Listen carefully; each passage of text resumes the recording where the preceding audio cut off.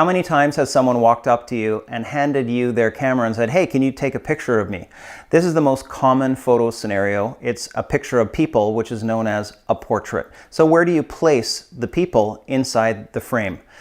You need to use the rule of thirds. It's super easy to use this rule. Imagine that you draw two vertical lines at the 1/3 points in your frame, and then you draw two horizontal lines that are also at the 1/3 point. Typically, you want to place your subject on either the left 1/3 of the photo or the right 1/3 of the photo. You also don't want your subject just facing straight towards the camera, but have them facing one way or the other. Now, let's place my body on the left third and get your subject to face their body inwards into the photo and then look at the camera. It's a very nice placement. But what you don't want is to have your subject on the left 1/3 facing out of the photo. The reason for that is because your viewer's eye will follow what your subject is looking at, and your viewer's eye will leave the photo and it will never come back.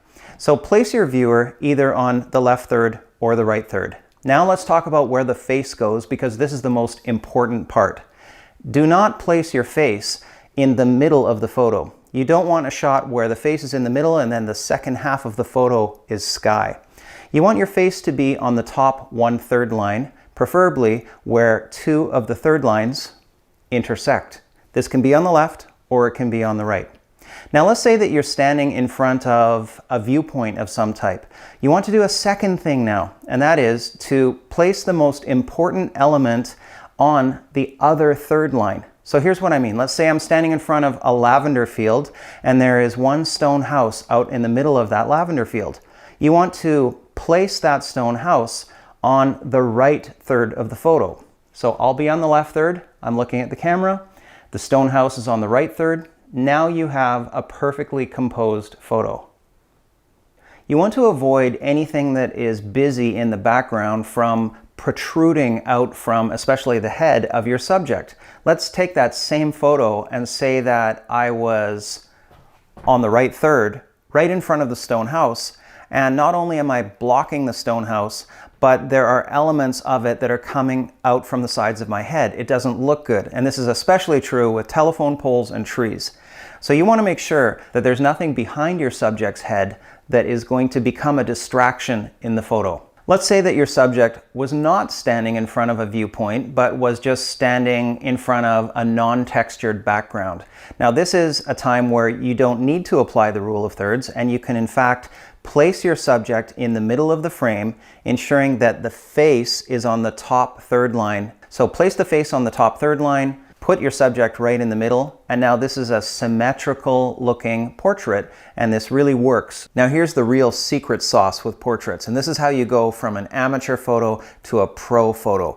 It involves blurring out the background so that the face of your subject is nice and tack sharp, and the background is completely blown out and blurry. This is how you make your photos look pro. Now the way to do this is very easy. If you have an iPhone or an Android phone, there is usually an option inside your camera app called Portrait. Use that and it will blur out the background.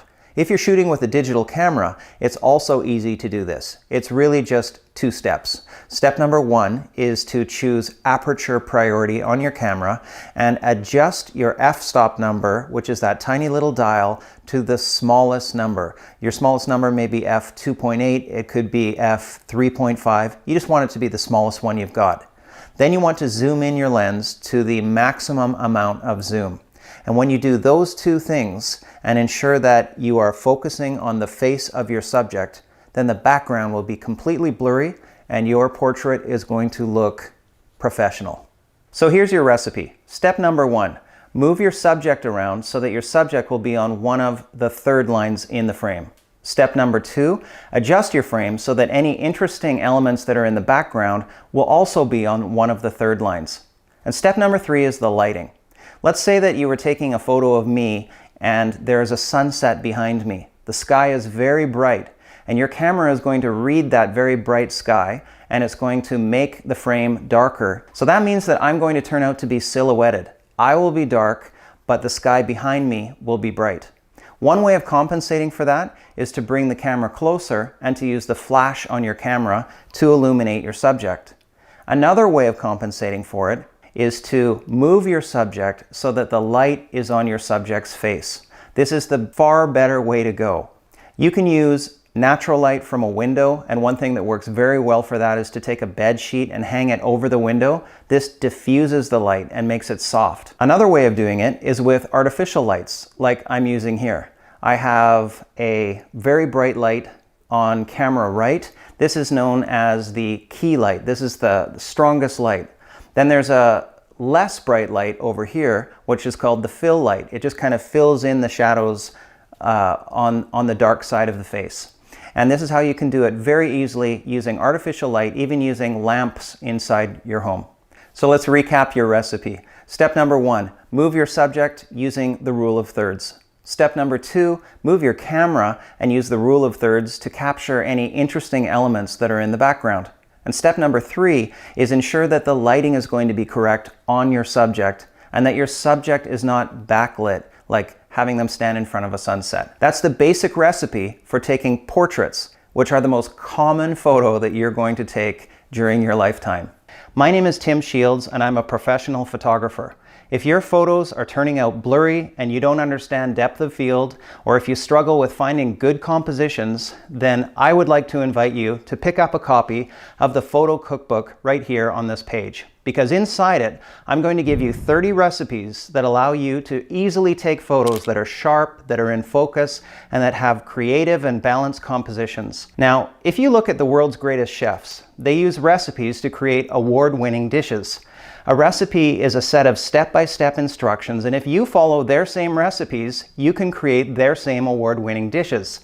And when it comes to your photography, you can follow my recipes to take tack-sharp photos with creative compositions using simple and easy camera settings. So this idea of using recipes for photography is something that the pros use, but it really hasn't trickled down to the intermediate and beginner level.